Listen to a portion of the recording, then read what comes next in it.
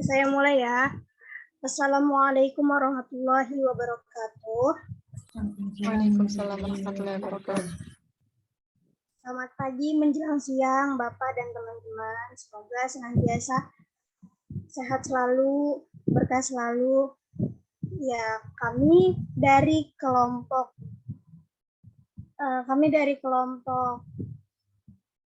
9 akan mempresentasikan kajian kritis terhadap ad-dakhil dari jalur tafsir Batiniyah. Yang pertama akan disampaikan oleh saya sendiri. Bawahnya, Kon.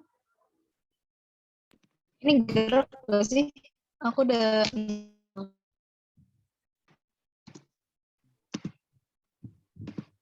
gerak. Enggak. Enggak jalan. Oh.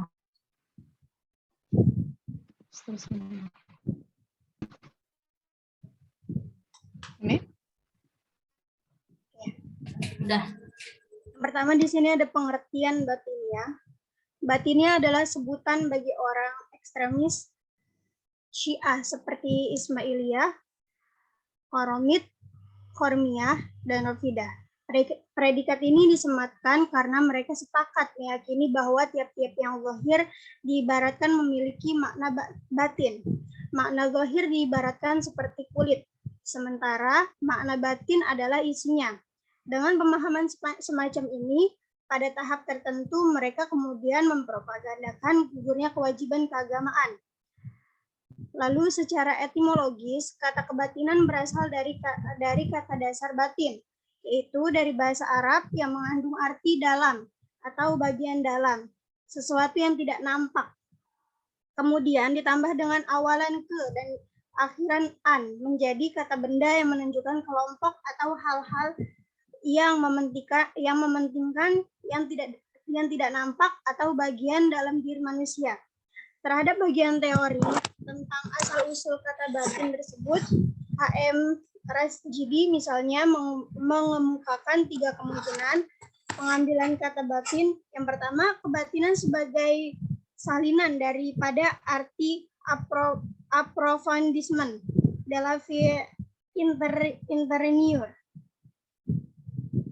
atau memperdalam hidup innerlogic sebagai suatu pengaruh dari teosofi.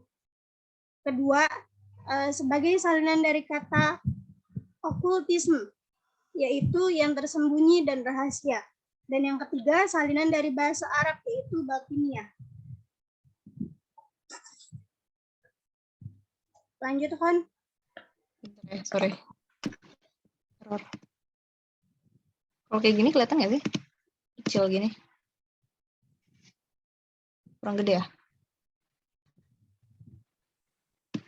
Lanjutannya, untuk menguatkan teori akhir dari bahasa Arab, beliau mengemukakan pengertian kebatinan atau batiniyah seperti yang dituliskan dalam ensiklopedia Islam sebagai berikut. Nama batiniyah diambil dari batin, yaitu yang di dalam. Batin adalah orang-orang yang mencari arti yang dalam dan yang menyembunyikan dan yang tersembunyi dalam kitab suci. Lalu batiniyah adalah orang-orang yang mencari arti yang dalam dan yang tersembunyi. Mereka tidak mengartikan kata-kata itu menurut bunyi huruf atau lettergic, akan tetapi memberi interpretasi. Interpretasi ini di dalam bahasa Arab disebut takwil. Nama batiniyah ini oleh penulis-penulis Arab dipakai untuk menunjukkan bermacam-macam sekte yang hampir semuanya telah memakai role penting dalam sejarah. Yang terpenting di antara mereka adalah Quramites. Gimana sih bacanya? Karmatians dan Ismailites. Maka nama batiniyah juga diperluas sampai di luar kalangan Islam, termasuk dalam batiniyah sekte Mazdakites, suatu sekte Manichean yang didirikan oleh mazhab yang hidup pada masa pemerintahan Raja Qobat, anaknya Raja Firoz. Pengarang masyhur mengatakan bahwa orang Batiniah di Irak dinamakan Karamite. Nama Batiniah juga dipakai suatu kelompok dapat dinamakan Batiniah, tetapi tiap-tiap sekte mempunyai doktrinnya tersendiri. Tetapi pengarang Syahrastani dalam menerangkan arti Batiniah memberikan keterangan tentang suatu sistem yang banyak hubungannya dengan sekte Ismailiyah. Ia mengatakan bahwa sistem Batiniah beberapa hal dari ahli-ahli filsafat.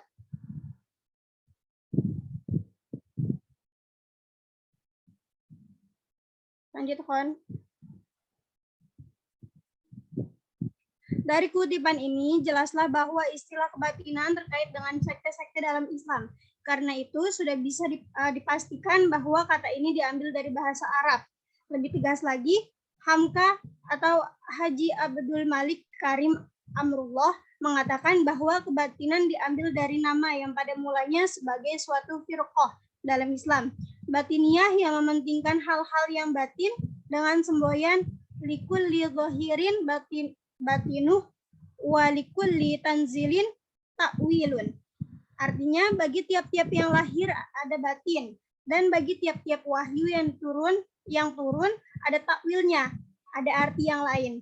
Dengan semboyan ini mereka menafsirkan Al-Quran hanya dari aspeknya yang batin saja, tanpa melihat aspek lahir atau syariatnya. Karena itu, pada akhirnya firqah ini dipandang telah keluar dari ajaran Islam. Dari beberapa ungkapan di atas, jelaslah bahwa ketiga teori tersebut memperoleh dukungan atau saling terkait di antara satu dengan yang lain. Namun, yang lebih populer sesuai dengan liturgiknya berasal dari bahasa Arab.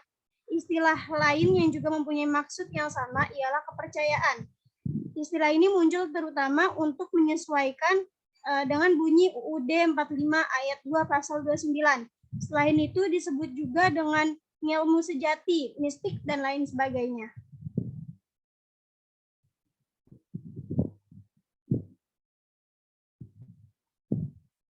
Lalu di sini ada latar belakang dan perkembangan sejarah. Dari kutipan ini jelaslah bahwa istilah kebatinan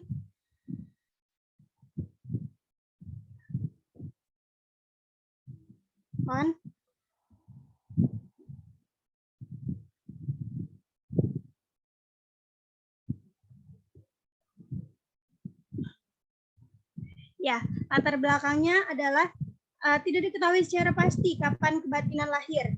Dari uraian tentang faktor-faktor kelahiran di atas, secara langsung dapat diketahui bahwa aliran kebatinan lahir setelah datangnya Belanda. Namun tidak menutup kemungkinan bahwa kebatinan telah ada sebelum kedatangan Belanda tersebut. Menurut Hamka, tokoh yang dipandang sebagai bapak kebatinan ialah Raden Ngebeni Ronggowarsito pada tahun 1803 sampai 1875 yang tersusun ajarannya dalam kitab Hidayat Jati. Namun demikian, selama penjajahan Belanda, kegiatan kebatinan tidak memperoleh kebebasan sampai kemudian Indonesia merdeka. Setelah Indonesia merdeka, di mana seluruh masyarakat memperoleh kebebasan menjalankan agama dan kepercayaannya sesuai dengan ayat 2 pasal 29 UUD 45 dan ditambah pula dengan dorongan politik seperti dijelaskan di atas.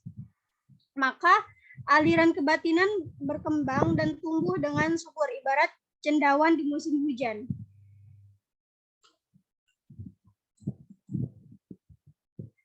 Namun demikian, penjajahan Belanda, kegiatan kebatinan tidak memperoleh kebebasan sampai kemudian Indonesia merdeka. Dalam Kongres 1 Kebatinan tahun 1955 di Semarang telah diikuti 67 aliran. Kemudian Kongres 4 tahun 19 di Ponorogo mencapai 83 aliran, belum termasuk dari Sumatera. Menurut catatan resmi Pakem atau panjangannya pengawasan aliran kebatinan masyarakat di Jawa Tengah, tidak kurang dari 103 gerakan kebatinan, dan di Sumatera Timur tidak kurang dari 96 aliran, yang keseluruhannya menurut catatan Pres dan Departemen Agama terdapat 400 aliran di seluruh Indonesia.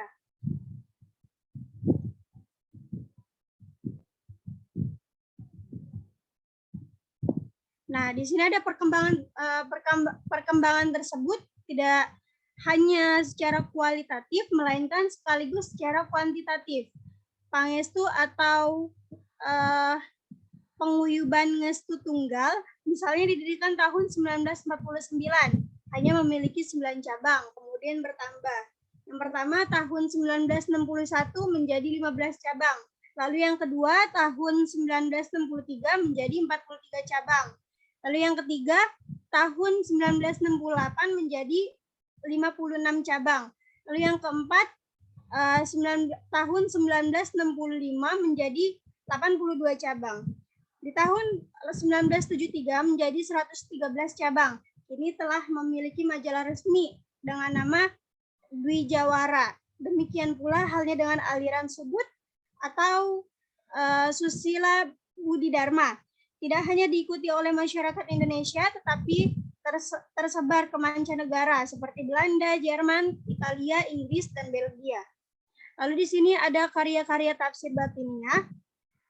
Selanjutnya akan dibacakan oleh teman kita, Wanita Maulidia. Waktu dan tempat kami persilakan. Baik, yang C ini karya-karya tafsir batiniah. Kita bahas karya-karyanya dulu. Jadi, di kalangan Syiah sebenarnya lahir sejumlah kitab tafsir yang mengagumkan. Setiap kelompok dalam Syiah juga mempunyai tafsir sendiri. Di antaranya, Miratul Anwar wa Mishkat al-Asrar, karya Al-Maula Abdul Latif Al-Kazarani. Tafsir Al-Hasan Al-Ashkari, karya Hasan Al-Ashkari. As-Sofi fi Tafsirul Quran, karya Mala Muhsin Al-Kashi. At-Tibyan fi Tafsirul Quran, karya Abu Ja'far Muhammad ibnu Hasan ibnu Ali Al-Tusi. Majmul Bayan li ilmul Quran, karya Abu Ali Al-Fadl ibnu Hasan At-Tabrosi, dan lain-lain.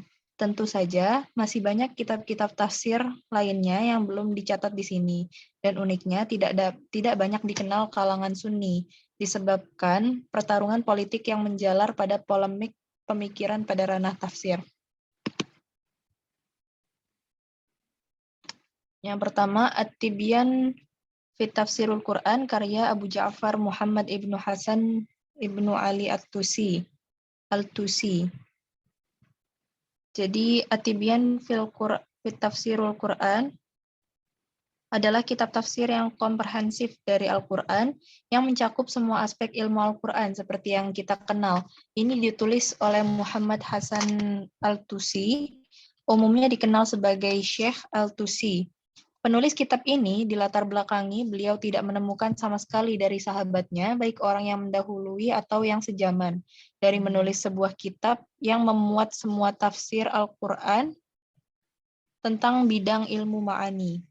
Sistematika penulisan kitab At-Tibyan fi Tafsirul Quran ini tidak jauh dengan kitab-kitab tafsir lainnya, yaitu dengan menuliskan surat, ayat, kemudian penjelasan tafsir dari ayat yang akan dibahas. Dan penulis dalam menulis dan mentafsiri surat dan ayat ini dimulai dari surat Al-Fatihah sampai surat An-Nas atau secara lengkap.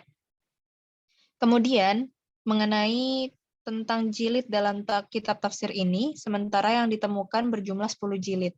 Cetakan Ihya Al-Turat Al-Arabi, Beirut, Lebanon.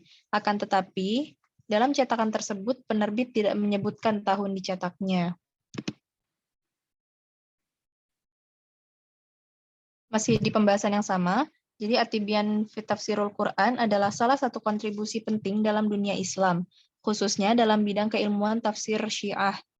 Secara umum, ada satu kelebihan yang bisa kita ambil dari kitab tafsir ini, yakni dengan menggunakan metode takwil. Kelompok Syiah lebih mengarah kepada makna batin Al-Quran, walaupun harus diperhatikan bahwa banyak takwil mereka yang cenderung arogan. Hal ini berbeda dengan metode tafsir yang berkembang di dunia Sunni, yang cenderung literal dan skriptualis, sehingga penafsiran Al-Quran di dunia Sunni kurang memperhatikan aspek batin atau esoteris Al-Quran, yang merupakan pesan Al-Quran yang sebenarnya. Adapun kekurangan tafsir ini karena penggunaan metode takwil yang mereka pakai hanya didasarkan pada kepentingan mereka mencari justifikasi untuk mendukung pandangan madhabnya. Akibatnya, makna Al-Quran sering mereka selewengkan demi kepentingan madhab mereka, sehingga alih-alih mereka mencari makna batin Al-Quran, malah makna Al-Quran mereka selewengkan begitu jauh. Lalu ke kitab selanjutnya. Di sini ada Majma' al-Bayan li Ilmil Quran, karya Abu Ali Al-Fadl Ibnu Al-Hasan Al-Tabrasi. Karya At-Tabrasi, Tabrasi. Maaf. Didapatkan bahwa tafsir ini merupakan karya besar karena Al-Tabrasi menggunakan metode yang sistematis dalam menulis tafsir dengan menghimpun ilmu-ilmu Al-Quran dalam menafsirkan ayat, juga menjelaskan ayat-ayat dengan penjelasan yang tuntas. Metodologi penafsiran yang digunakan oleh beliau dikategorikan sebagai tafsir tahlili atau analitis, dengan cara beliau menafsirkan Al-Quran ayat demi ayat sesuai dengan tertibnya ayat dan surat dalam mushaf Al-Quran, mulai dari awal surah Al-Fatihah sampai akhir surah An-Nas. Uraian tersebut menyangkut berbagai aspek yang dikandung ayat yang ditafsirkan, seperti kosakata, konotasi kalimatnya, latar belakang turunnya ayat atau asbabun nuzul, lalu korelasi atau munasabah ayat yang satu dengan ayat yang lainnya, dan tak ketinggalan pendapat-pendapat yang berkenaan dengan tafsiran-tafsiran ayat tersebut, baik yang disampaikan oleh Nabi, sahabat, maupun para tabi'in, khususnya dari para imam Syiah yang diyakininya. Bentuk tafsir Majma'ul Bayan termasuk jenis kategori tafsir yang menggabungkan antara tafsir bil ma'thur atau riwayat dan tafsir bil ra'i, di mana dalam menafsirkan ayat beliau menggunakan hasil riwayat-riwayat yang dinukil dari Nabi, sahabat, maupun para tabi'in, baik jalur Sunni maupun jalur para imam Syiah atau Ahlul Bait. Menurut Az-Zahabi, bahwa tafsir Majma'ul Bayan tidak luput dari hadis-hadis maudhu atau palsu, cerita-cerita yang bersumber dari Israiliyat. Corak tafsir kitab ini termasuk juga dalam corak bahasa. Bahkan Al-Ayazi menggolongkan dalam corak tafsir Al-Bayani Al-Adabi. Dan tafsir ini digolongkan sebagai kitab untuk rujukan i'rabul Quran, i'rab Al-Quran. Hal ini disebabkan memuatnya aspek kebahasaan untuk membedah makna Al-Quran, khususnya i'rab ayat-ayat Al-Quran. Berbeda dengan kajian yang dilakukan Rosihan Anwar yang berpendapat bahwa secara keseluruhan corak penafsiran Al-Tabarsi sama dengan corak tafsir Syiah, yaitu tafsir simbolik atau menekankan pada aspek batin Al-Quran. Bahkan, Az-Zahabi mengatakan bahwa tafsir ini sekalipun secara zahir tampak kelihatan sebagaimana tafsir lainnya, namun ada beberapa penafsiran yang cenderung kepada makna batini. Dalam istilah Syiah disebut dengan al-tafsir al-ramzi atau simbolik. Lalu selanjutnya contoh tafsir Syiah. Sini ada 3 ayat. Yang pertama dari Quran Surah Al-Baqarah ayat 213, ayatnya, A'udzu billahi minasyaitonir rajim. Bismillahirrahmanirrahim. Kana an-nasu ummatan wahidatan fab'atsallahu an-nabiyyina mubasysyirin wa mundzirin wa anzala ma'ahumul kitaba bil haqqi liyahkuma bainan nasi fima ikhtalafu fihi wa makhtalafa fihi illa alladhina utuhu min ba'di ma ja'athumul bayyinatu baghyan bainahum fahadallahu alladhina amanu lima ikhtalafu fihi minal haqqi bi'idnih wallahu yahdi man yasha'u ila siratim mustaqim. Pada penjelasan Al-Bayan, ayat di atas menjelaskan mengenai sebab disyariatkannya pokok dasar agama dan pembebanan terhadap manusia agar kembali kepada agama tersebut, serta sebab terjadinya perbedaan dalam masalah agama. Pada dasarnya, manusia berada dalam golongan satu umat atau satu bangsa. Kemudian muncul perbedaan-perbedaan berdasarkan fitrah dalam dirinya untuk memperoleh keuntungan maupun kenikmatan hidup. Adanya perbedaan-perbedaan ini menuntut agar diletakkan undang-undang hukum dengan diutusnya para nabi untuk menghilangkan perbedaan dan pertengkaran dengan berlandaskan agama dan disertai dengan dakwah dan peringatan tentang adanya pahala dan siksa, serta memperbaiki amal buruk dengan cara ibadah melalui petunjuk para nabi yang diutus oleh Allah. Pokok dasar agama ini adalah agama ilahi yang merupakan satu-satunya sebab agar manusia memperoleh kebahagiaan, memperbaiki persoalan hidupnya, serta memperbaiki naluri fitrahnya agar manusia hidup dalam satu kehidupan sosial maupun keagamaan. Lalu ayat selanjutnya adalah Quran Surah An-Nisa ayat 36, ayatnya, A'udzu billahi minasyaitonir rajim. Bismillahirrahmanirrahim. Wa'budullaha wa la tusyriku bihi. Wa'budullaha wa la tusyriku bihi syai'a wa bil walidaini ihsanan wa bidzil qurba wal yatama wal masakin wal jari dzil qurba wal jaril junubi was sahibi bil janbi wa banis sabili wa ma malakat aymanukum innallaha la yuhibbu man kana mukhtalan fakhura. Yang artinya, sembahlah Allah dan janganlah kamu mempersekutukannya dengan sesuatu pun. Secara lahir, menunjukkan pada larangan menyembah selain Allah, menyekutukannya dengan sesuatu yang lain. Ayat tersebut menegaskan bahwa menyembah berhala merupakan salah satu dari larangan menyekutukan Allah tersebut. Menurut At-Tabai, melalui perenungan yang mendalam dan diketahui bahwa alasan pelarangan menyembah berhala itu dan penyembahan semacam itu merupakan bentuk kepatuhan kepada selain Allah, bukan semata-mata menyembah berhala, namun bahkan menyembah setan. Dengan analisis yang diketahui bahwa tidak ada perbedaan antara ketaatan diri dan ketaatan kepada yang lain karena mengikuti hawa nafsu, merupakan satu bentuk penyembahan kepada selain Allah. Dengan analisis yang lebih mendalam, bisa diketahui tentang keharusan untuk tidak berpaling kepada selain Allah, karena berpaling kepada selainnya berarti mengakui kemandiriannya dan duduk kepadanya. Inilah yang disebut dengan menyebut kepada Allah sebagaimana disebutkan dalam ayat wa'budullah pada ayat yang dikutip pertama di atas. Lalu contoh ayat yang terakhirnya ada di Quran Surah Al-Ma'idah ayat 55 sampai 56. Ayatnya, A'udzu billahi minasyaitonir rajim. Bismillahirrahmanirrahim. Innama waliyukumullahu wa rasuluh walladzina amanu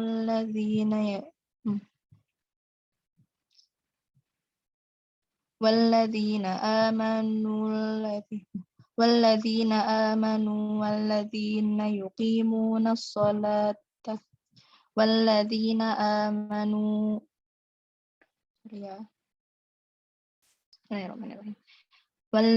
آمنوا الذين يقيمون الصلاة ويؤتون الزكاة.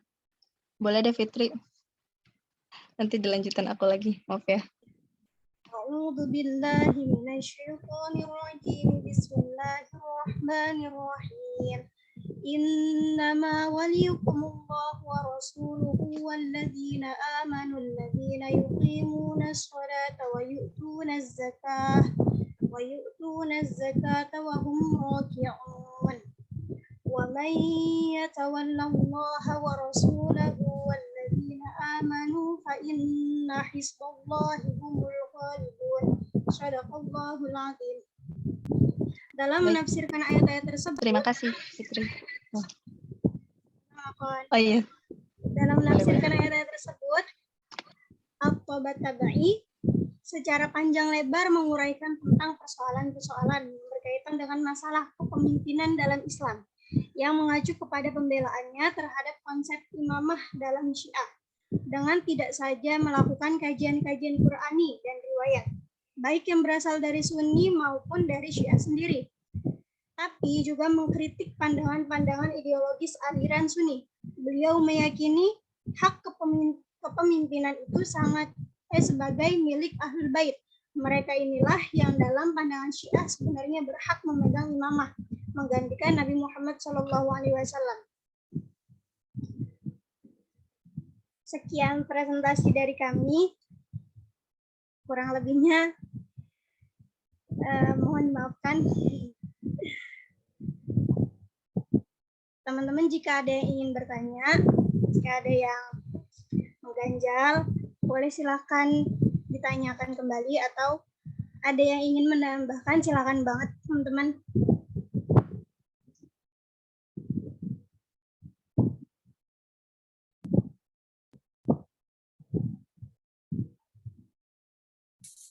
Assalamualaikum Pemakala, aku izin bertanya ya, Jelita.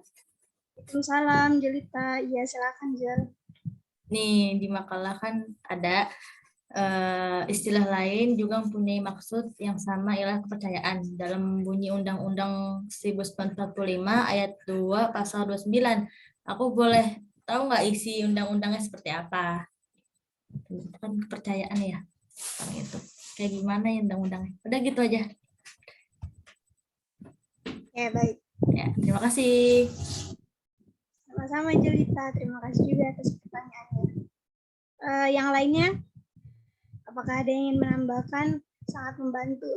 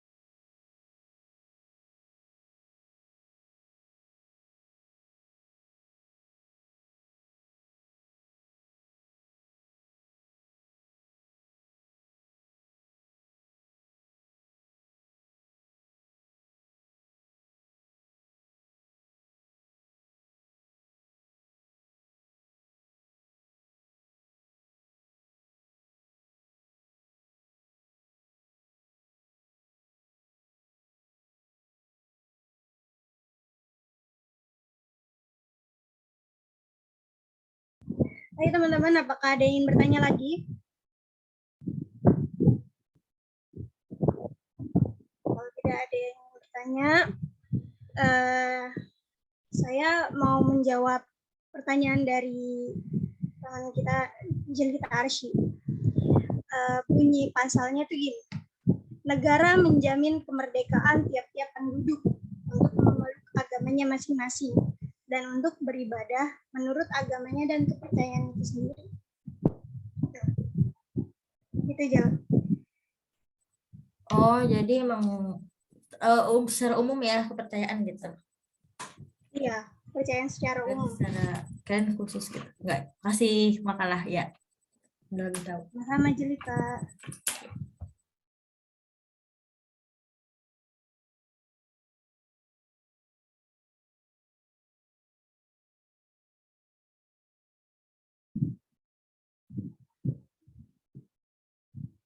Teman-teman, ada lagi yang ingin bertanya tidak?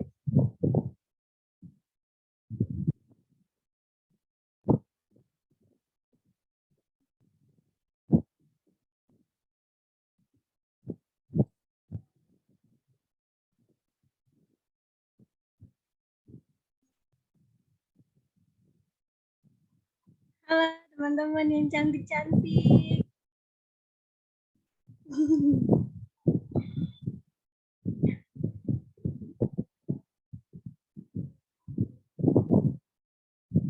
Assalamualaikum Bapak. Waalaikumsalam. Sudah ya? Iya, Bapak. Pertanyaan cuma satu orang doang. Baik, bismillah. Alhamdulillah wassalatu wassalamu ala Rasulillah wa ala alihi wa ashabihi wa man wala wa ba'd. Kita lanjutkan tentang tafsir batiniyah. Batiniyah ya, nisbat dari kata batin, batiniyah. Batin itu dari kata batona. Batona itu secara bahasa artinya ya sesuatu yang tertutup, ya, tidak kelihatan atau yang tersimpan. Itu makna lugawi dari kata batona. Maka itu perut disebut dengan baton oleh orang Arab ya, karena memang isi perut itu tidak kelihatan ya, dia tertutup gitu. Nah, batin karena dia tidak kelihatan maka lawannya adalah zahir.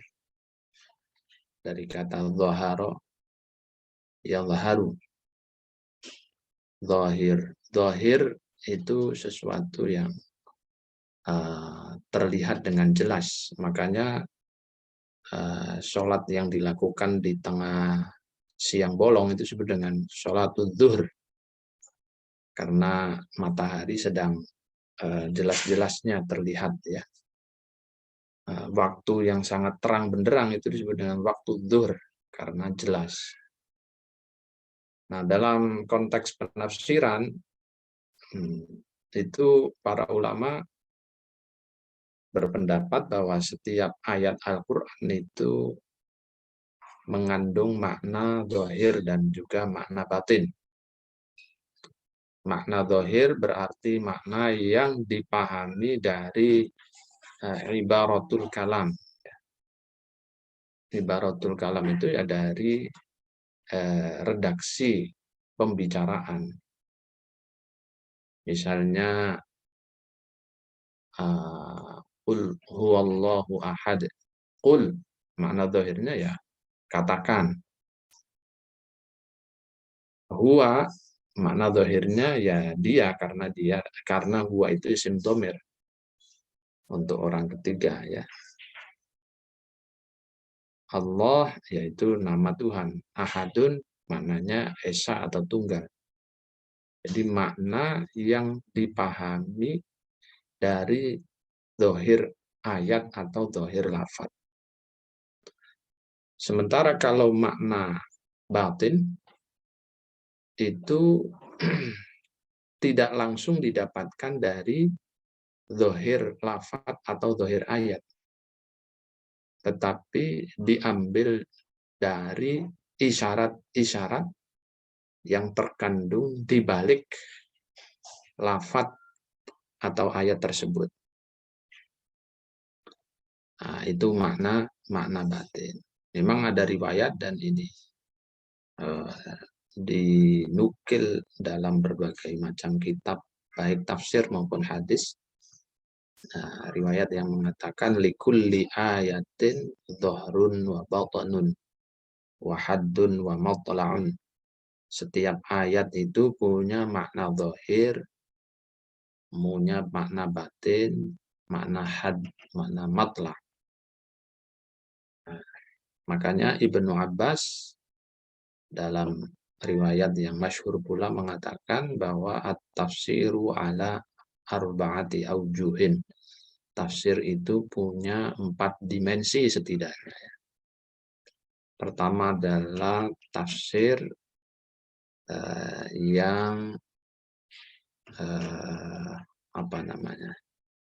dipahami dari kalamnya orang Arab, ya berarti dipahami dari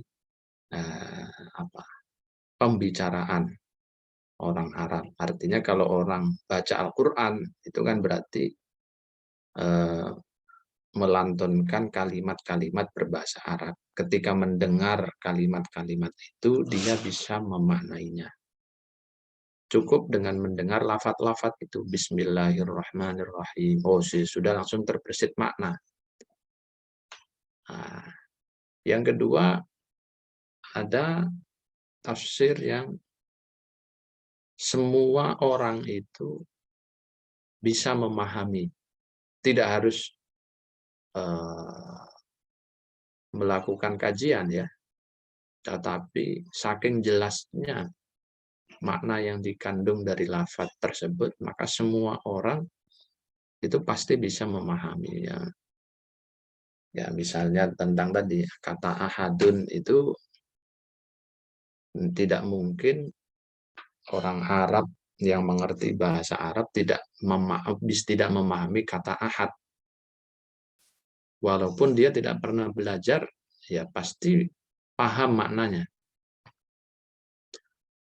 Yang ketiga, ada makna-makna itu yang hanya diketahui ya, oleh para ulama. Tentang gharibnya, tentang muhkam mutasyabihnya, tentang anhosnya. Nah, itu hanya ulama yang bisa mengetahui melalui studi atau belajar. Yang keempat, kata Ibnu Abbas, ya ada tafsir-tafsir yang hanya diketahui oleh Allah Subhanahu wa taala. Ilmunya tidak diberikan kepada makhluknya. Misalnya persoalan ghaibiyat. Kapan terjadinya hari kiamat? Tidak ada satu manusia pun dikasih tahu sama Allah tanggal persisnya. Bahkan Nabi saja tidak diberi bocoran tanggal persisnya. Hanya bocorannya tanda-tandanya saja. Tapi kapan terjadi, tidak dikasih bocoran. Nah, karena itu ketika ditanya oleh seseorang mengenai kapan terjadinya hari kiamat, maka Nabi Muhammad itu mengembalikan pengetahuan mengenai hari kiamat kepada Allah Subhanahu wa taala. La yujalliha liwaqtiha illahu, gitu ya. Jadi hanya Allah yang tahu. Dan detail-detail kejadian di hari akhirat, ya hakikatnya ya Allah yang tahu, walaupun secara tamsil, secara metafor itu indikator-indikatornya dikasih tahu kepada para nabi, para kekasihnya Allah. Tapi hakikatnya ya hanya Allah yang tahu. Jadi ada gradasi pemahaman ya terhadap teks-teks keagamaan, khususnya Al-Quran. Jadi tidak dalam satu level. Nah, kemudian karena makna-makna Al-Quran itu tidak dalam satu level, maka kecenderungan manusia ini kan kemudian mencoba untuk mengungkap makna-makna itu. Ya. Nah, ada salah satu kelompok yang kecenderungannya sangat getol di dalam mengungkap makna Al-Quran secara batin. Ya, kelompok ini kemudian dikenal dengan kelompok batiniyah. Kenapa disebut dengan kelompok batiniyah? Ya, karena kebiasaan mereka di dalam memahami Al-Quran dan teks-teks keagamaan secara kebatinan. Mereka bahkan mengatakan makna batin itu ya makna yang dikehendaki oleh Tuhan dan makna yang benar yang harus diikuti kalau orang ingin beragama atau berislam yang sesungguhnya. Sementara makna zahirnya itu makna yang tidak diinginkan sehingga boleh saja ditinggalkan. Nah, ini puncak keekstriman dari kelompok kebatinan ini. Ya, saking senangnya masuk ke dalam detail-detail makna batin, mereka terjerembab kepada ekstremitas meninggalkan makna zahir. dan hanya mengakui satu-satunya makna yang benar itu adalah makna batin. Makanya para ulama zaman dulu nulis tentang kelompok kebatinan ini, kelompok batiniyah. Imam Al-Ghazali nulis khusus kitab tipis judulnya Fadaihul Batiniyah. Lalu kitab-kitab yang lain, misalnya Al-Milal wan Nihal, As-Sahrastani itu menyebut juga kelompok batiniyah. Abdul Qahir Al-Baghdadi nulis Al-Farqu Bainal Firq, itu juga menyinggung kelompok batiniyah atau kelompok kebatinan ini. Kelompok yang terlampau mendewakan batin, makna batin. Sehingga meninggalkan ajaran-ajaran zahir. Nah, padahal sebenarnya kalau mereka tidak terlampau mendewakan makna batin, artinya tetap berimbang begitu, ya sebenarnya masih boleh. Seperti kelompok sufi, itu kan di samping memahami Al-Quran secara makna batin, juga memahaminya secara makna zahir. Sehingga kaum sufi, ya sebagian besar penafsiran isyarinya itu diterima, ya, karena mengakui dua sisi makna tadi, zahir dan batin. Sementara kelompok batiniyah, atau dalam bahasa Indonesianya gampangannya kelompok kebatinan, itu sudah tidak mengakui makna zahir sebuah ayat. Dia yang dia akui hanya makna batinnya saja. Nah, ini perbedaannya antara kelompok sufi dengan kelompok kebatinan atau batiniyah.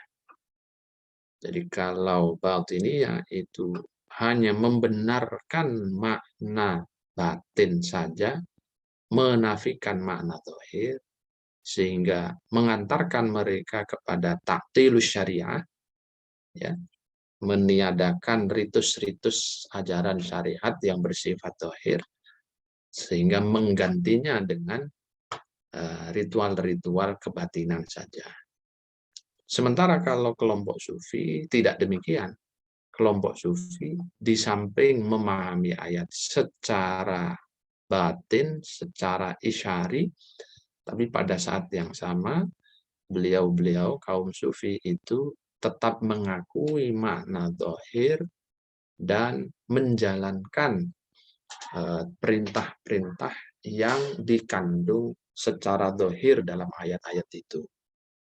Makanya kaum sufi ya tetap sholat bermakna zahir, karena ayatnya wa aqimus sholah, dirikannya sholat. Jadi makna zahirnya dipahami dengan baik, plus ya, jadi plus makna batin.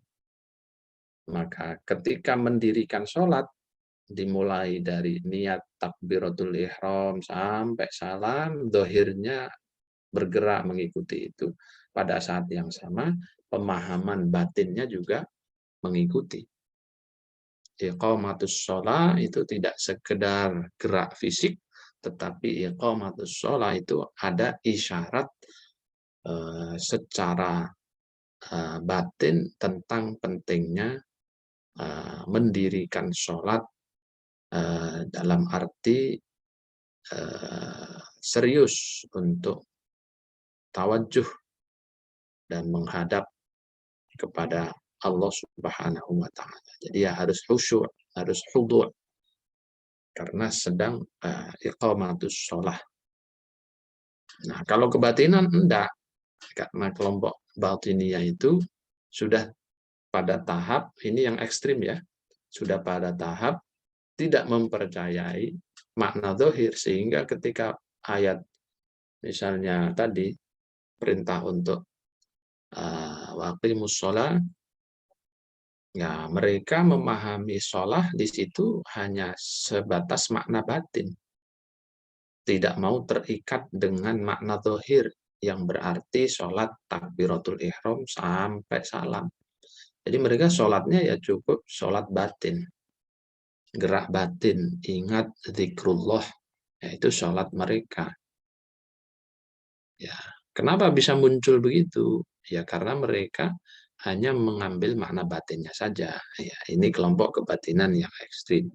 Karena itu di setiap zaman kelompok ini kemudian tidak diizinkan untuk mendakwahkan ajarannya secara bebas oleh penguasa-penguasa yang sedang berkuasa. Dari zaman dulu ya.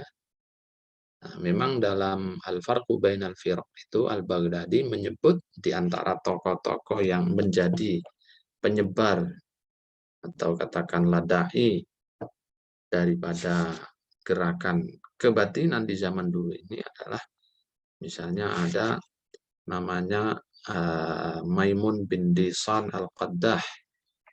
Dia hidup di masa Khalifah Al-Ma'mun zaman dinasti Abbasiyah. Jadi Al-Qaddah, Maimun bin Disan, ya, julukannya Al-Qaddah, ini mantan pembantunya Ja'far bin Muhammad As-Sadiq. Sudah dipecatlah kira-kira begitu, lalu menyebarkan gagasan-gagasan kebatinannya. Lambat laun banyak pengikutnya, akhirnya ditangkaplah oleh penguasa, dijebloskan dalam penjara. Dijebloskan dalam penjara, tidak mau berhenti, tetap mendakwahkan pemikiran-pemikiran kebatinan itu. Ya, kemudian singkat cerita dibunuh, tapi muridnya kan sudah banyak, sehingga tetap tersebar. Nah, jadi padahal Maimun bin Disan ini bukan dari Ahlul Bait, walaupun dia pernah menjadi pembantu daripada Ja'far bin Muhammad As-Sadiq, salah satu imam Syiah. Ya. Jadi untuk menutupi kekurangannya, si pembantu ini, Maimun bin Disan ini, dalam dakwahnya, ya mengaku-ngaku sebagai bagian dari keluarga Ahlul Bait, padahal bukan. Agar apa? Agar ajakan kebatinan yang dia kembangkan, yang dia rumuskan dari beberapa sekte, dari agama-agama yang ada, Zoroaster, dan lain-lain, dia ambil intisari-intisarinya, lalu dia kembangkan, dia tularkan kepada yang lain-lain. Biar dipercaya orang, maka dia menggunakan strategi dan mengaku sebagai bagian dari Ahlul Bait. Padahal tidak ada kaitan dengan Ahlul Bait. Nasabnya tidak tersambung kepada Ahlul Bait. Hanya pernah menjadi salah satu pembantu daripada Ja'far bin Muhammad As-Sadiq. Tapi orang awam ya banyak yang menerima ajakan-ajakan Maimun bin Disan ini. Ya, singkat cerita tersebarlah aliran kebatinan, walaupun penggagasnya, tokohnya pada dibunuh oleh para pemimpin pada waktu itu. Nah, dalam konteks dunia penafsiran, sebenarnya tafsir yang bersumber dari batin itu diakui ya eksistensinya. Secara umum para ulama baik dari Syiah maupun dari Sunni itu mengakui adanya gradasi makna atau lapisan-lapisan makna dari bahasa Arab itu sendiri. Makanya ada kitab pembahasan mengenai al-wujuh wan nadhair, ya. Kita kenal al-wujuh wan nadhair. Wujuh itu artinya satu lafaz tapi sekian banyak turunan makna. Nadhair itu satu makna tapi diungkapkan dengan sekian banyak lafaz. Nah, itu ada Adam Yaghani punya ilmu wujuh wan nadhair. Muqatil bin Sulaiman itu juga al-wujuh wan nadhair. Banyak pembahasan mengenai itu semua. Artinya umat Islam dari generasi dahulu sampai sekarang, dari generasi sahabat sampai hari ini itu mengakui lapisan-lapisan makna itu. Nah, hanya saja ada yang sampai ekstrim ya mengakui satu menafikan yang lain, Tapi ada yang kemudian tetap moderat dengan cara mengakui dua dimensi itu, baik zahir maupun batin. Makanya yang ekstrim, baik ekstrim hanya mengakui lafadznya saja, yang nanti akan melahirkan kelompok zahiriyah, kelompok literalis, kelompok tekstualis. Dan ekstrim satu lagi, yaitu kelompok batiniyah, kelompok kebatinan, yang mendewakan makna batin saja. Ini ya terjerembab kepada kesalahan yang sama. Nah, yang baik yang mana, Pak? Yang baik itu yang al-jam'u bainahuma, menggabungkan, mengkompromikan dua makna, zahir batin, dan menjalankan dua makna itu secara proporsional dan seimbang. Makanya Ibnu Aqil pernah mengatakan, agama Islam itu rusak disebabkan dua kelompok, yaitu al-zahiriyah di satu sisi, dan yang kedua adalah al-batiniyah di sisi yang lain. Nah, karena dua-duanya sama ekstrimnya.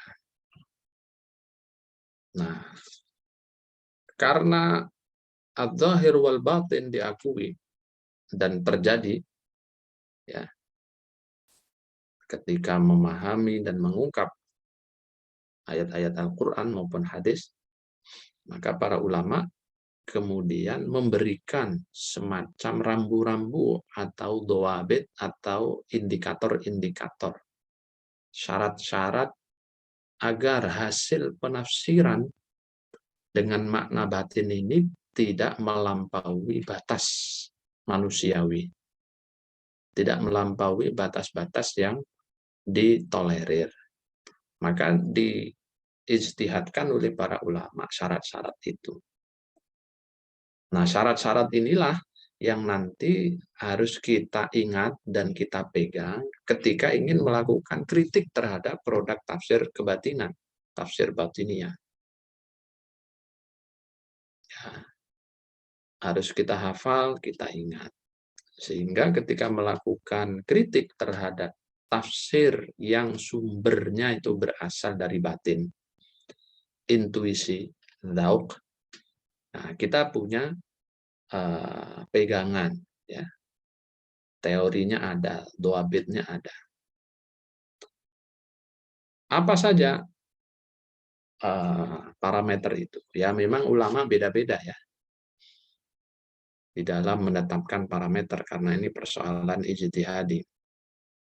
Ya, makanya sebagian ulama juga memasukkan tafsir-tafsir yang sumbernya batin itu menjadi bagian dari tafsir birra'yi. Ya. Walaupun sebagian yang lain memisahkan antara birra'yi dengan bil batin atau bil isyarah tadi. Nah, oke, apa saja prasyarat atau parameternya? Kalau menurut Imam Asy-Syatibi dalam Al-Muwafaqat, itu hanya ada dua, ya, parameternya itu. Yang pertama adalah muwafaqatul arabiyyah, yang kedua adalah syahadatus syara'. Muwafaqatul arabiyyah artinya produk tafsir kebatinan ini atau tafsir yang sumbernya dari isyarat batin itu harus sejalan seiring dengan aturan bahasa Arab. Setidaknya tidak bertentangan dengan kaidah-kaidah bahasa Arab. Yang kedua, syaratnya ada syahadatus syar'i. Artinya apa? Ada persaksian dari syariat. Persaksian yang dimaksud adalah apa? Ada data yang menguatkan penafsiran hasil isyarat batin tadi itu. Harus ada yang menguatkannya dari dalil-dalil yang lain, baik Al-Quran, As-Sunnah, Ijma', Qiyas. Nah, itu ada yang menguatkan hasil produk tafsir makna batin ini. Atau dalam bahasa yang lain, tidak bertentangan dengan syariat. Nah, kalau dua syarat ini terpenuhi, maka produk tafsir batin itu masuk dalam kategori al-asil, masuk dalam kategori produk tafsir yang valid dan otoritatif. Tapi kalau tidak terpenuhi, ya masuknya ke dalam ad-dakhil, ya, tidak valid dan non otoritatif. Nah, dalam pendapat ulama yang lain, katakanlah Ibnul Qayyim al-Jauziyah, ya itu tidak 2, tapi menjadi 4. Jadi dikembangkan. Walaupun 4 ini kalau dipikir-pikir, ya, atau disimplifikasikan, itu merupakan penjabaran dari 2 yang dikatakan oleh Asy-Syatibi. Jadi yang pertama, menurut Ibnul Qayyim, tafsir hasil takwil batin tadi itu tidak bertentangan dengan makna ayat. Alla yunaqidha ma'nal ayah. Yang kedua, makna yang digunakan, makna batin yang digunakan untuk menafsiri ayat tadi itu harus dipastikan sahihan fi nafsi. Jadi benar. Benar dalam arti ya masih bisa dicarikan kaitannya, walaupun itu misalnya agak jauh. Karena satu lafadz di dalam bahasa Arab, apalagi bahasa Al-Quran, itu turunan maknanya kan bisa puluhan. Nah, pastikan makna yang ditarik, ya, itu atau yang dipilih, ya, makna batin yang diambil dan dipilih itu masih masuk dalam kategori makna turunan dari lafadz itu. Ya, sehingga bisa disebut sahih. Nah, jadi tidak keluar dari pakem pemaknaan yang dipunyai oleh lafadz tersebut. Yang ketiga, ayyakuna fil lafzi isy'arun bihi. Jadi lafadznya itu memang menunjukkan makna itu. Ada rasa yang mengarahkan kepada makna itu. Rasa bisa menerima makna itu. Yang keempat, antara makna ayat, ya, dengan lafadznya, makna ayat yang bersifat batin tadi, dengan lafadz atau rangkaian ayatnya, itu ada irtibat, ada sambung kaitnya, ada keterkaitan yang menyambungkan keduanya. Nah, kalau 4 syarat ini terpenuhi, kata Ibnul Qayyim, ya itu bisa diterima hasil tafsir isyarinya atau tafsir kebatinannya. Nah, dalam pendapat yang lain, ya, misalnya Az-Zarqani, ya, itu membuat 5 syarat, 5 indikator, ya. Tadi Ibnul Qayyim 4, Az-Zarqani 5. Mirip-mirip sebenarnya, ya. Jadi menurut Az-Zarqani, makna batin tersebut itu tidak berseberangan dengan makna zahir, ya. Jadi tidak bertentangan dengan makna zahir. Yang kedua, mufasirnya tidak mengklaim bahwa hasil tafsir batinnya lah yang paling benar, sementara makna zahirnya itu tidak benar. Jadi tidak ada klaim kebenaran. Yang ketiga, pastikan makna batin itu tidak terlampau jauh dan tidak mengada-ngada, tidak memaksakan diri, takalluf. Misalnya takalluf itu sampai merubah struktur lafadz di dalam ayat-ayat Al-Qur'annya, gitu, ya. Itu berarti takalluf, ada unsur pemaknaan yang memaksakan diri. Syarat ketiga, tidak boleh memaksakan makna, ya, jangan memaksakan makna. dengan sampai merubah struktur lafaz misalnya, atau menggunakan takwil yang terlampau jauh. Yang keempat, tidak bertentangan dengan syariat dan hukum akal. Yang nomor 5, didukung dengan dalil syar'i yang lain. Baik dalil itu berasal dari ayat Al-Quran atau sunnah Nabi, ijma' qiyas, ya, dan sumber-sumber hukum yang lain.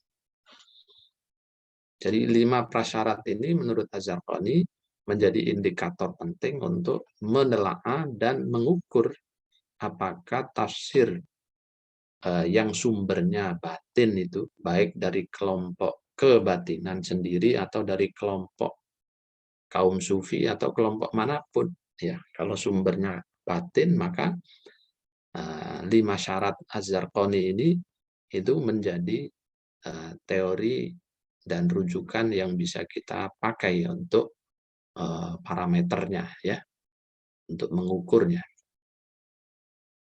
Nah, itu pertimbangannya, ya. Nah, salah satu peninggalan karya yang disinyalir orangnya ini pengikut Batiniyah, yaitu ada namanya Qadhi Nu'man bin Muhammad At-Tamimi. Ini hidup di akhir abad ketiga sampai awal abad keempat Hijriah. Nah, termasuk salah satu hakim terakhir beliau menjadi hakim agung di dinasti Fatimiyah. Itu punya beberapa karya. Salah satu karya yang bisa Anda download itu adalah Ta'wilud Da'aim. Ta'wilud Da'aim itu tafsir yang beliau tulis, ya lumayan banyak di dalamnya uraian-uraian yang mengungkapkan makna batin. Nah, sehingga kalau Anda nanti download, nanti akan Anda temukan. Ya tentu tidak semua di dalam kitab itu dahil, ya. Makna-makna batin yang dia sampaikan ada juga yang kategorinya al-hasil. Di samping ada sebagian yang terkategori ad-dahil. Jadi misalnya yang terkategori ad-dahil itu ketika beliau menafsirkan An-Nahl 80, qauluhu ta'ala, wallahu ja'ala lakum min buyutikum sakana wa ja'ala lakum min juludil an'ami buyuta. Nah, ini al-ayah, ya. Ini ayat ditafsirkan secara batin oleh Qadhi Nu'man bin Muhammad At-Tamimi. Buyut, ya, yang artinya itu jamak dari baitun, rumah-rumah. Jadi itu kan makna dohirnya baik, buyut itu berarti rumah. Tapi makna batin yang dia katakan di sini buyutun, ya, tempat tinggal, rumah-rumah itu adalah wali-wali Allah, yakni para imam mereka. Ya. Kemudian sakanan, sukun, tempat tinggal, makna dohirnya dia maknai secara batin sebagai ilmu yang diberikan kepada para wali, para imam. Sehingga dengan ilmu itulah menyebabkan ketenangan hati bagi kaum mukminin yang mempelajarinya. Lalu kata al-juludul an'am, min juludil an'am, lalu aswaf, aubar, asy'ar, ya. Kulit-kulit ini, ya. Julud itu kulit, ya, kayak kulit kita itu namanya julud. Aswaf itu bulu, ya, bulunya domba itu bahasa Arabnya asuf, ya, aswaf. Aubar itu bulunya unta, beda kan bulu domba dengan bulu unta, ya. Bulu unta itu mirip dengan bulunya kerbau atau sapi, ya. Disebut dengan wabarun, jamaknya aubar. Asy'ar, ya, sya'run, rambut, asy'ar. Ya, rambut ya seperti bulu manusia itu disebut dengan asy'ar, rambutnya manusia, rambut kepala ini. Atau rambut kambing Jawa ya, bukan kambing domba.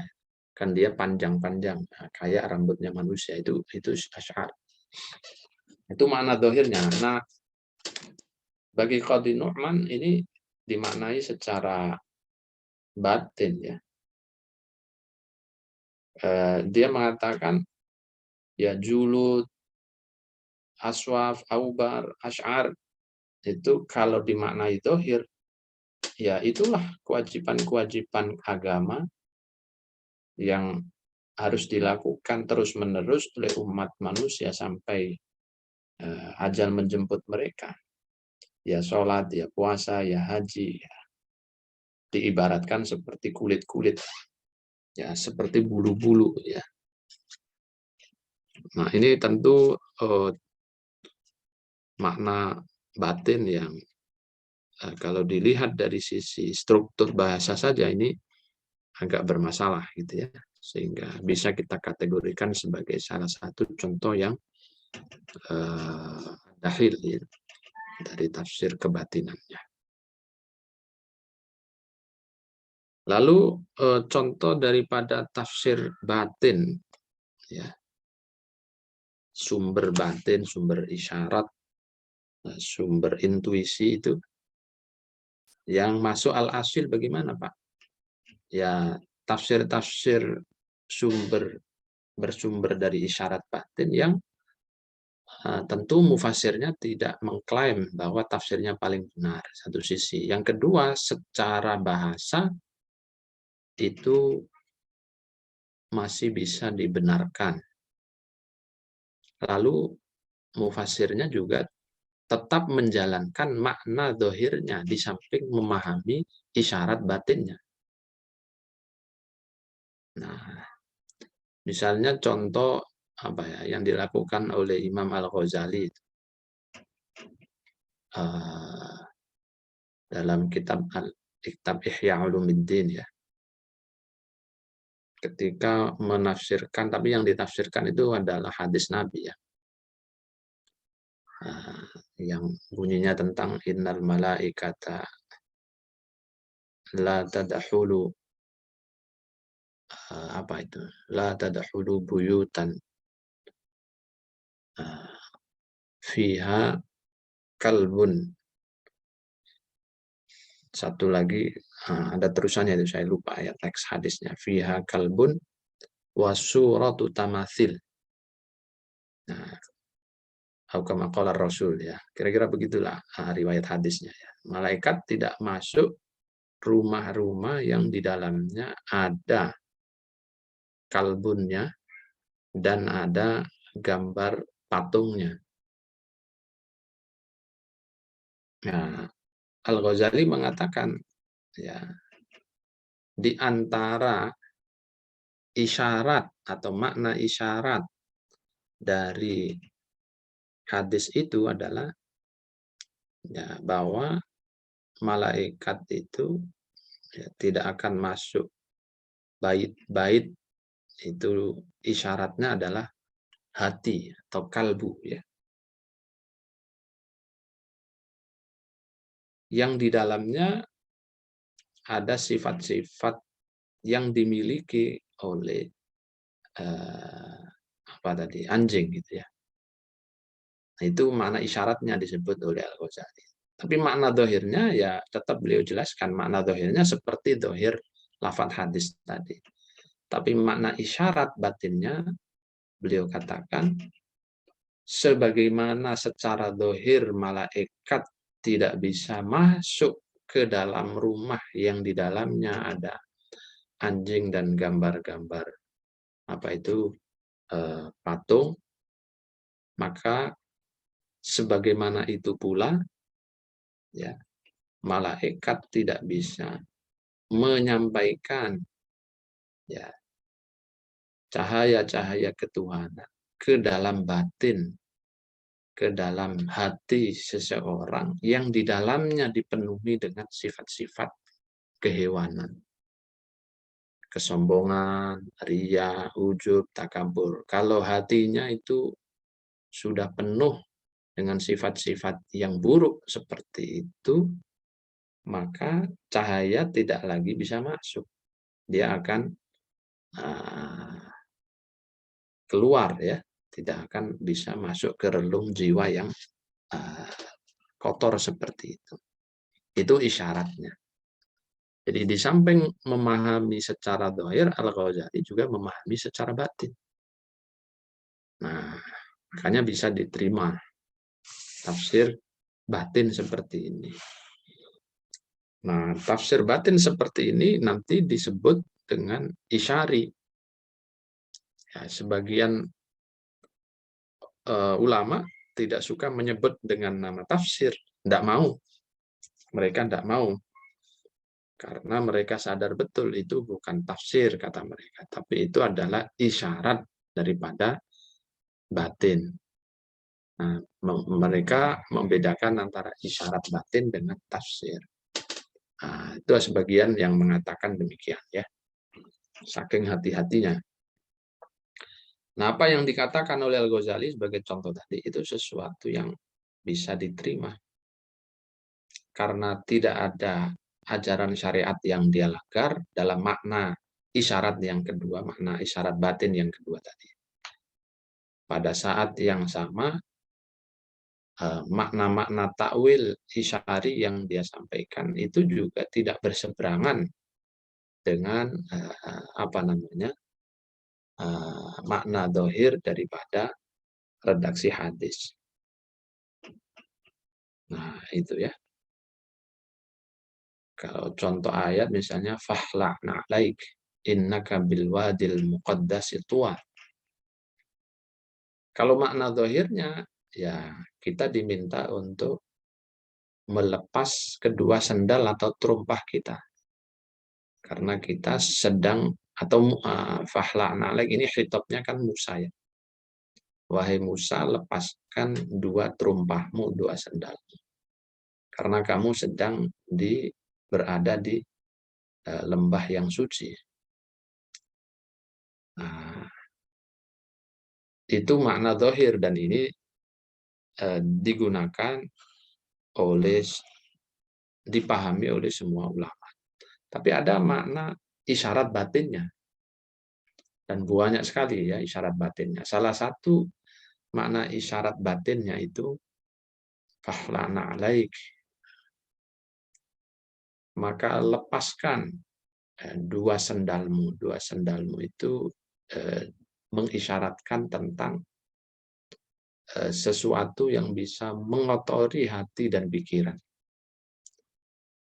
Yaitu dunia termasuk akhirat. Ya, berpikir selain Tuhan itu adalah isyarat terhadap sesuatu selain Tuhan.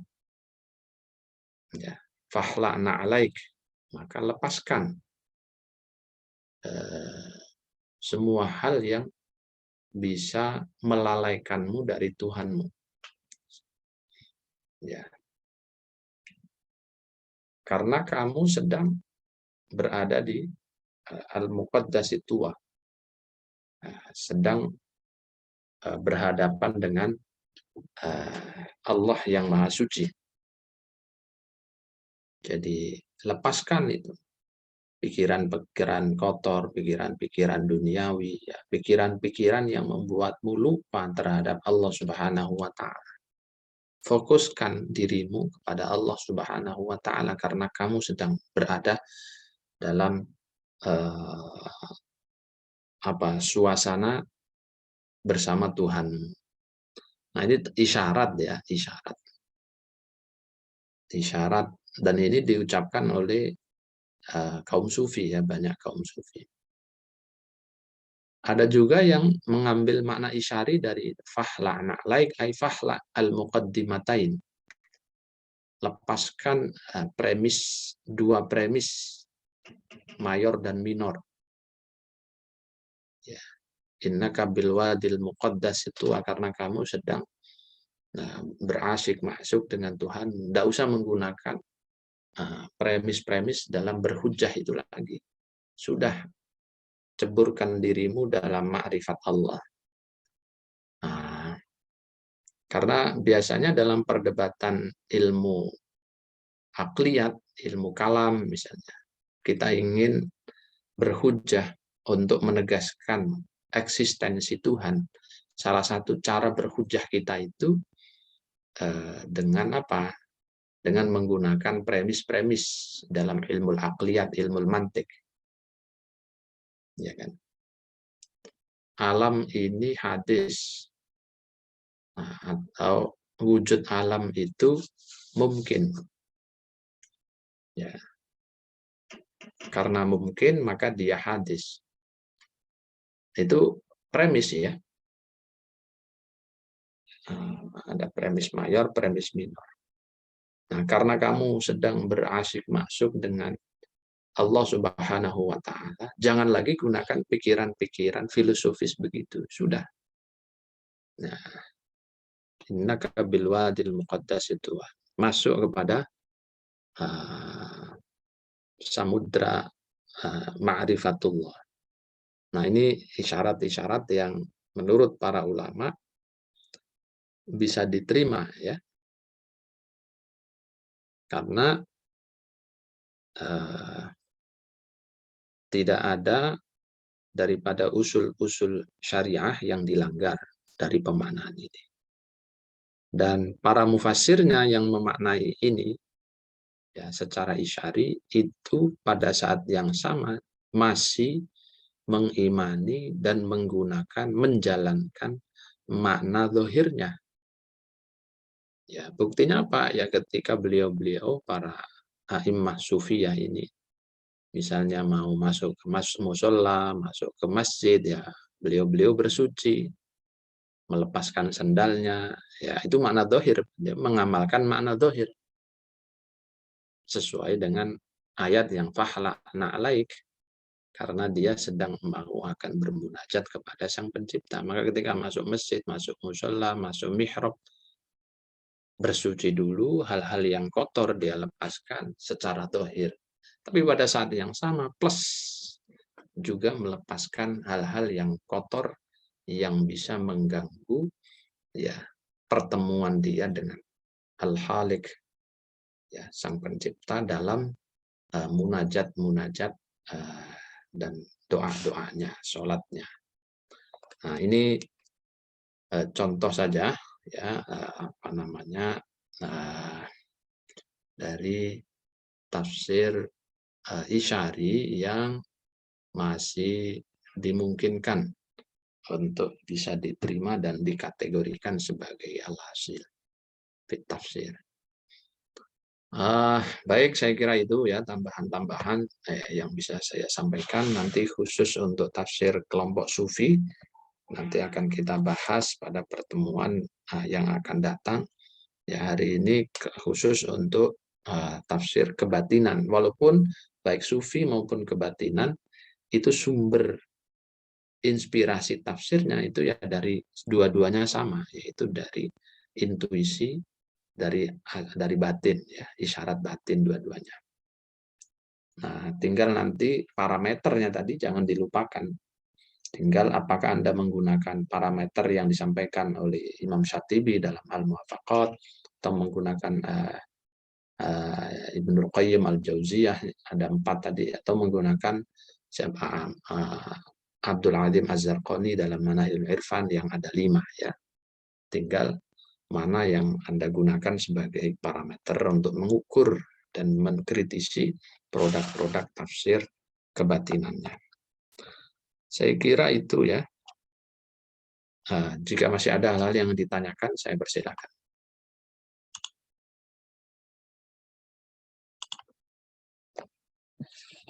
Masih ada kan?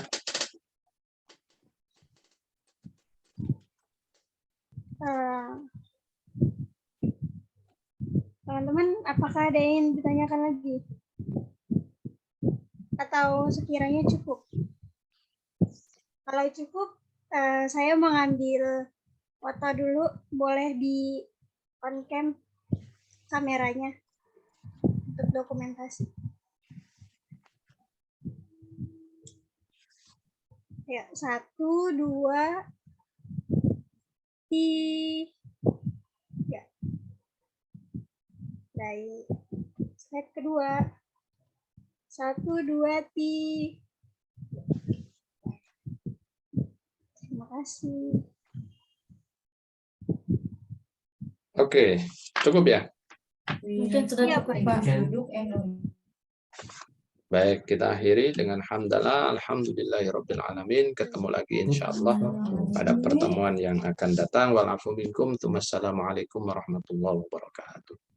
Waalaikumsalam warahmatullahi Terima kasih, wabarakatuh. Bapak. Terima kasih banyak, Terima kasih Pak. atas penjelasannya. Baik, saya izin ya. Baik, Iya. Pak. Iya, Pak.